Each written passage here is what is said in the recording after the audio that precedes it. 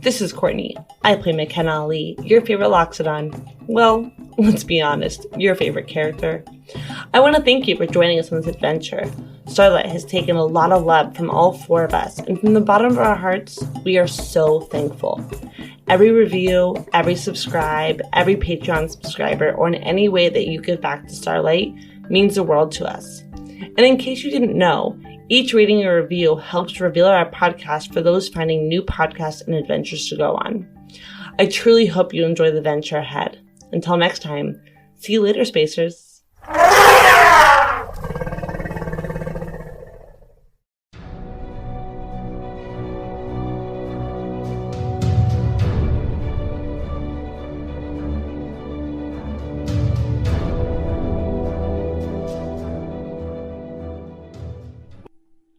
Hey, welcome back to Starlight, guys. 2021 is still going pretty strong, I think. We're recording this all at once, so I don't actually know. This is past Isaac hoping. And we hope that you guys are having a wonderful start to your week, and you can have fun catching up on this week's episode. So, to start things off, we had our last episode was a one-shot, or a solo-sode, or a solo story where we watch Atlas get his beak kicked. Just kidding. But now the crew comes back together. Unfortunately, our resident space cowboy can't be with us because of work, which responsible adults will do if they can. So we guess we can forgive him. And we are at the point where the characters might meet back up again, and if not, my work's cut out for me. So to my right, I have the wonderful Courtney Yorks playing Makena, and straight ahead, virtual from a far, far away state in a different galaxy, we have Nathan Coots playing. Nathan playing Atlas. Nathan Coots playing Nathan. Sweet. And as always, my name is Isaac, your host and GM. And before we get going, does anybody have a special message they want to share with the audience, or? Negative. Oh. Courtney, you said you were going to make more poems and rhymes. I did. I totally forgot. I'm so sorry. Right. Okay. Disadvantage on everything in this game. Well, then with nothing further ado, let's jump into it. Neuralink, would you please mind accessing memories? Accessing. The Spacers come to a head in their confrontation against Gorn, the Sunmaker's temple guardian and keeper of secrets. The Spacers have questions that only the snake-eyed tiefling can answer, but he is in no mood to speak with them. Having successfully separated Atlas from the rest of the group, Gorn and his allies engage the Acer in an effort to pick him off before the others can dig out the rubble separating them from him. It is the 3 against 1, as Gorn and his companions begin raining fire upon Atlas from the grand steps that represent where the natural caverns in the foothills of the Animas end and the Loxodon's temple begins. Memories retrieved. Because you were the only one to play the last game, we are going to give inspiration to Atlas for this game. And I think that's a pretty no-brainer there. So, let's see, where do we start? Oh, that's right. We zoom in on the Atlas having just called out back to Makena and Clive, as Makena and Clive confirmed that it was him. Right after Atlas called back, and a few moments after you, Atlas, had already engaged with the enemy a little bit, you confirmed it was you, and there's the sounds of blaster fire just ricocheting off of Rawk, Atlas, as you begin to engage with the enemy. On the other side, Makena and Clive are pulling this rubble apart. You, Makena and Clive, find yourself in this disjointed, ruined antechamber of the way, and on the other side, it is where the temple meets the natural versing's of the cavern where Atlas is now engaged. Painkillers. I'll just take one. As you see these 4 figures raising their weapons to fire. First, to the right of the stairwell, you see one of the figures dressed in green fatigues, the same way that the figure to the left of the previous assailant is dressed similarly, both with kind of skull caps. He gets down to one knee, raises the rifle, and shoots it. It fires off, ricocheting across the wall. This seems to do a bit more damage than your run-of-the-mill weapon, where you can see it burrow just a little bit in. But the trade-off is you see that it's kind of like only firing one shot at a time. Gorn has just called out to you again, saying, "Who sent you? The Knights of Reckoning? I want to send you back in a coffin to the right place." He then lowers his own laser rifle. You see a glint of metal, and you can see 2 points from where it's been bayoneted on the end. There's a crackle of lightning from the ends of the bayonet, some sort of stun weapon affixed to it. He goes ahead, takes a shot, fires. It lands and smolders in the ground next to you. I see 4 of them, it looks like, right? Yes. Go ahead and roll a perception roll. Okay. 19? You see the figure to the back right of the middle assailant who just called out to you is some sort of bot itself, but this one is not as crude as the one you fought in the hallway previously. This one is built in a similar fashion to humanoids, and it wears clothes, but the body of it's all white, and you can see that it has 2 hands. The hands themselves are able to kind of like morph into weapons, but it's staying really close to the center enemy. Okay. And Gorn's not the center? Or is he the center? He is the center. Well, Atlas is just in his beast-like state, so he's just going to charge straight at Gorn. So then you are about 30 feet away.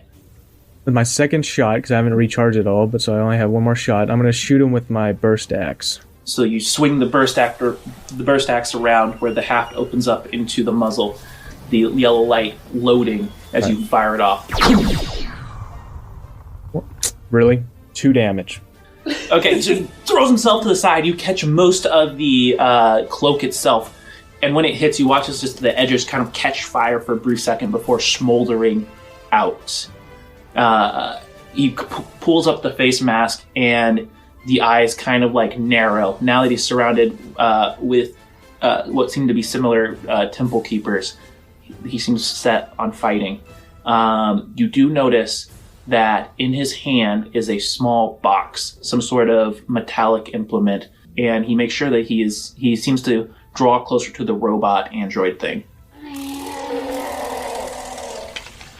Where we last left off with Makena is she had sent a message into your mind.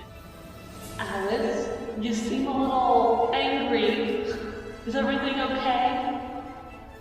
Oh yeah, you're just going to get like growling from Atlas at this point. Okay. Yeah, you hear this faint... The other assailant dressed in the fatigues moves aside kind of protectively in front of Gorn and steps there and lowers his weapon, and you hear him speak. "We gotta protect this. Are you sure we can hold?" And Gorn snaps his fingers and immediately cuts the other person off with silence. I am firebolting through the doorway, realizing something pretty awful is going on. You hit a particularly durable, like, chunk of rock, and it doesn't seem to do anything, as he just kind of bursts against it.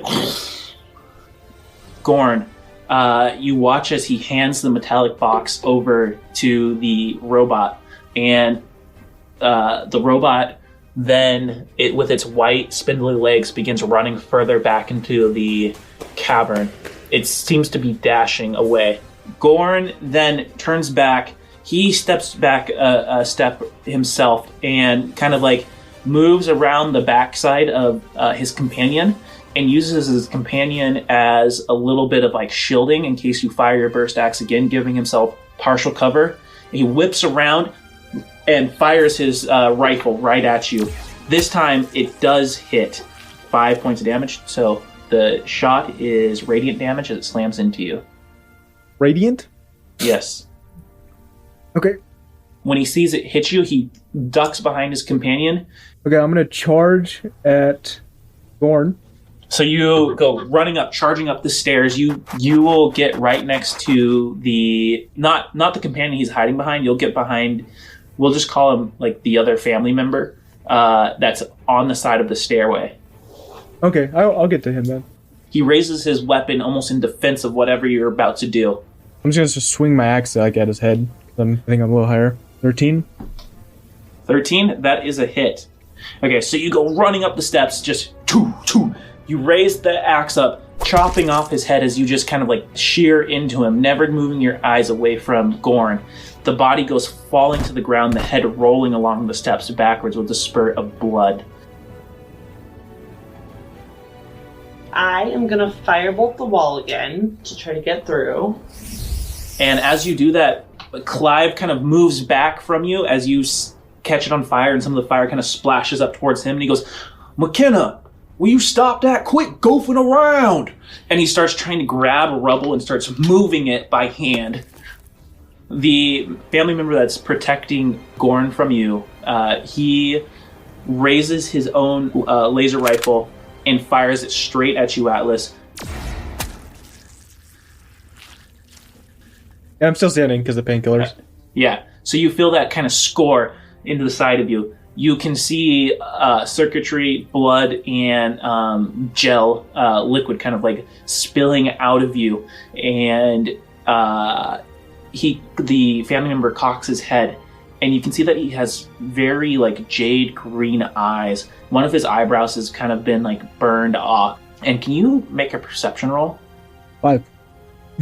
Oh, okay. The moment is too quick, but you see that he's kind of like taken aback as he raises a hand up and kind of tries to push Gorn back further as he's looking at you kind of with a, "How are you still standing, boy?" Okay, I am going to use Thunder Wave. So I'm putting my hand on the ground, and when I do that, this huge thunderous wave that pushes the wall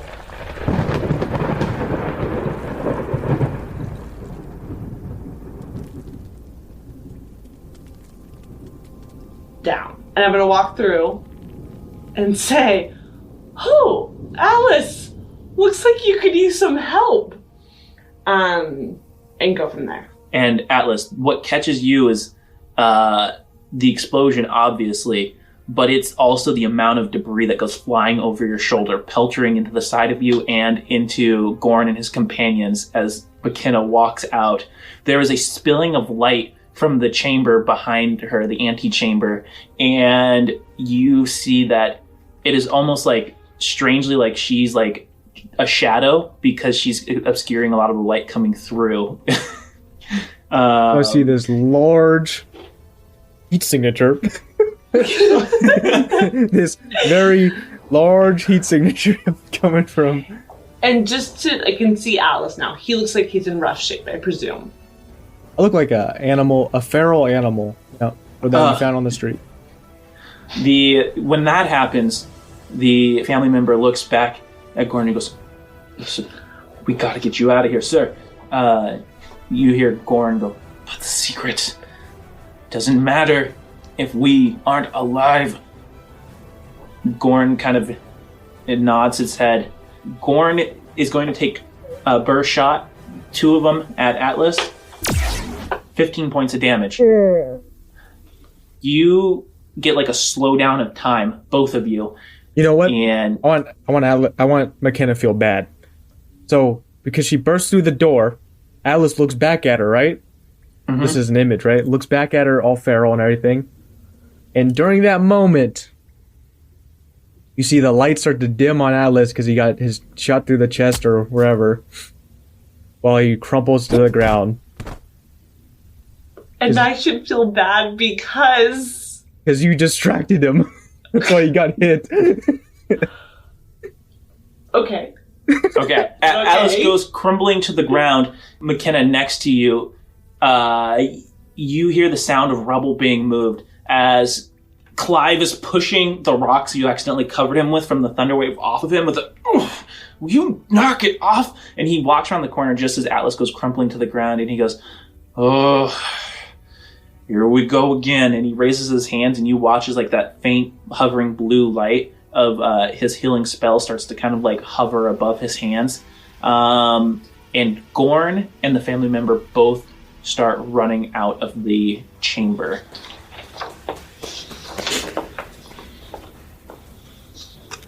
McKenna, will you please make a perception roll? 16. You hear the faint sound of an engine at the mouth of the cave start to turn on with a... I am going to put Gorn to sleep. Because there's not much that I can do from being that far away besides put him to sleep. So I'm going to knock him out. It's 5, so it affects 5d8 of his HP. Yes. Yeah. 2, 9, 10, 12, 19. So, McKenna, you start to mutter under your breath, working your way into his Neuralink with this spell of sleep. You watch as Gorn kind of slows for a second, grabbing the side of the wall, shakes his head. His companion kind of grabs the side of him, looks him in the eyes.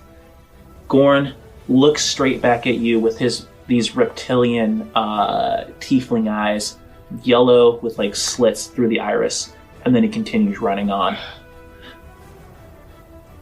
Damn it! I just want to yell, I'm the Moonmaker and I'm here to help. Okay, make a persuasion roll. Not 20?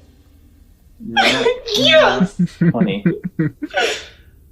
He's starting to round the corner, and he stops again.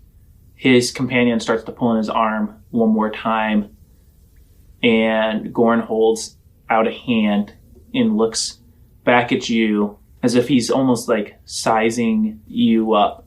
How do I know this is not a lie? And I show my tattoo. So it's a tattoo of Tusk, and it's on my back actually. So you kind of turn and you pull back your cloak a little bit. And it's tusks that go down and meet in between my spine. That's the sign of Knights of Reckoning, scum. My master warned me about you. Warned you? You were really close friends. He raises his rifle and fires it straight at you. You have to throw yourself to the side, and when you get back up as it cracks into the wall, they are gone. And you hear the faint noise of nanobots curling up around Atlas on the ground as Clive is healing him up. And Clive, you just hear Clive going, no, no, and just slaps Atlas on the face and goes, you're not dying here. Not when I finally got some information on my sort of stuff. And you also hear McKenna over that, the hum of what was probably one of your guys' land speeder being taken and boosted away. Wow. Atlas, you come back to. There you go. We're going to be needing you in the times to come. And we finally got some information. So it's not a lose-lose situation. Tell him, McKenna. We know where the Sunmaker's spaceship is. On the equatorial line.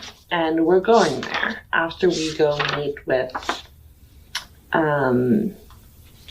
you know the girl. Thyra, yes. After we go meet with her, we're going to the equatorial line on this beloved colony at 5 south of Barber. And we will go investigate the ship, but we must get there before they do. So I don't think they know that we have that information, so I think we're safe there. And apparently my closest friend thought I was awful and felt the need to warn people about me. And now I don't know what's going on in the world. Well, you were kind of part of a terrorist organization. But so was he, and we were close friends. I'm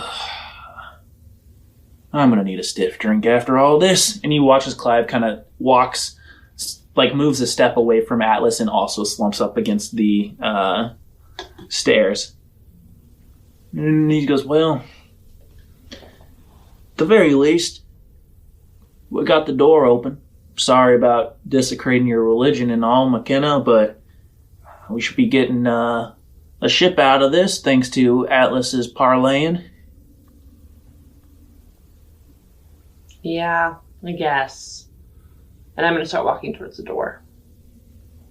Yeah, Alice started kind of limping towards the door at this point. Actually, McKenna's going to try to help Atlas by picking him up because he looks so weak. In his weakened state, he's still going to push you away.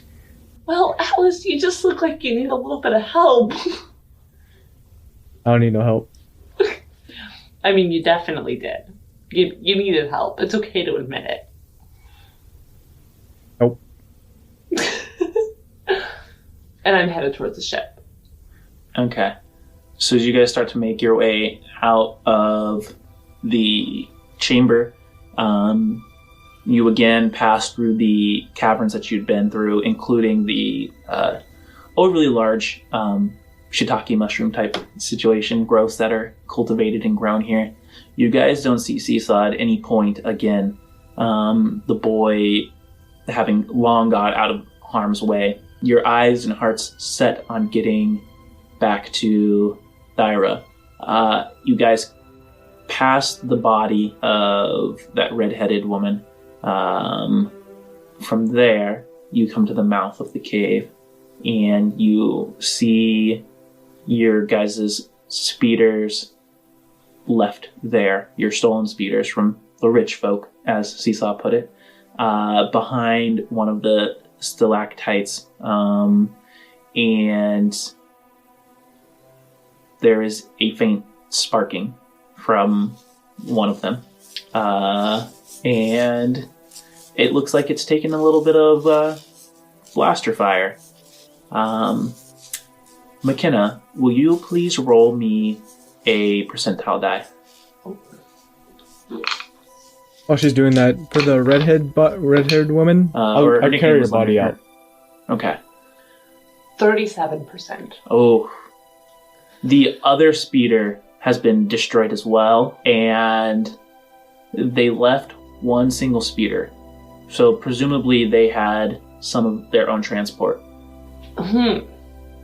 Well, one of us needs to go back and tell Thyra what happened, and the other one of us needs to wait here or start walking.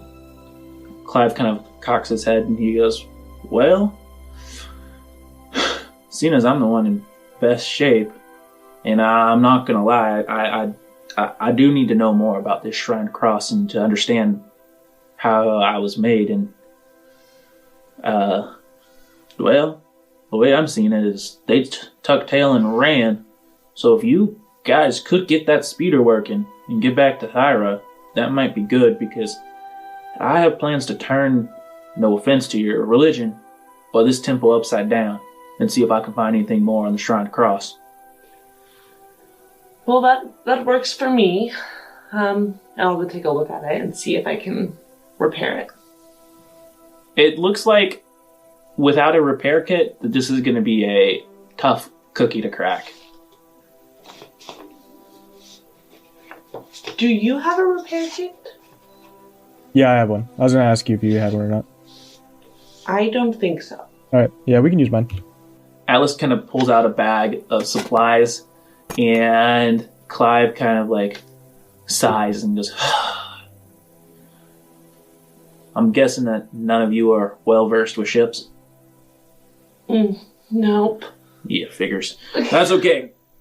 So he gets down with the tools and starts working on the ship. It takes him quite a while to diagnose what the problem is and to circumnavigate it. But so he's able to get it working lightly. And eventually, this is about 40 minutes later, he taps the side of it and he goes, "Now, no offense, Makena, but you weigh quite a bit more. And part of the repulsor system's been messed up, so I recommend that Atlas ride it. This thing's, it'll get from point A to point B, but if you need to be doing any acrobatics or anything like that, I just don't recommend going out. It's not the night for donuts." Are you saying that I can't ride it at all? I'm saying that I'm afraid that it, Are you calling me large, overweight, round, Yep. elephant? Well, I was going to Because say... it's all true, and I'm very flattered. Well, I'm going to ride anyways. Alice, are you ready? And I'm going to sit on it. Well, so there's that one, and then there's the one that they left. Oh, So there's I'll two. just go to the nicer one. Okay. Yeah. All right, I'll sit on it and then throw the red-haired lady on the back of it. Okay. So you throw it on the back. You watch as you both kind of power up the speeders. They kind of come to life, and you start to make your way presumably back to Ninoy proper. As you start to zoom, and you start moving faster and faster, the ground becoming a little bit more of a streak as you're hovering about 10 feet over it. You see all manner of creatures that seem to be, most of the animals seem to be nocturnal. You hear the shrieking of these birds, and one kind of comes close by. You see that it has 4 wings and it has a barbed tail. It seems to look at you curiously before flapping off. Along the way, both of you see what you... you're both kind of did I just imagine that? It seems to be a rock that is moving of its own, and you realize that the animals here seem to be comprised of a hard outer shell, and they somehow seem to almost almost as protection from the earthquakes, that this is a part of how they've either evolved, as they either fly or they are almost very similar to the rocks themselves in how their body have formed. You start coming to the outer edges of Ninoy. The rain has really ebbed away at this point, although every once in a while you get hit, kind of by the stray streaks of rain. The wipers on the front of the vehicle kind of sending it off. And Atlas, your vehicle every once in a while spews a gout of gas out, and that is when you hear the sound of flashing lights start to show up in the rearview mirrors, and you hear a voice over a intercom system kind of blast out at you. "Vehicle boosters, pull over!" And that I told you is we shouldn't where have stole these. we will end this game. So, Right. in trouble with the law, in trouble with Gorn, and we shall see where this goes. We hope you guys have a wonderful week and you enjoyed that episode, and we can't wait to bring you more. All right, see you later, Spacers. See you next time. Yep, see ya. Now you gotta get that DoorDash.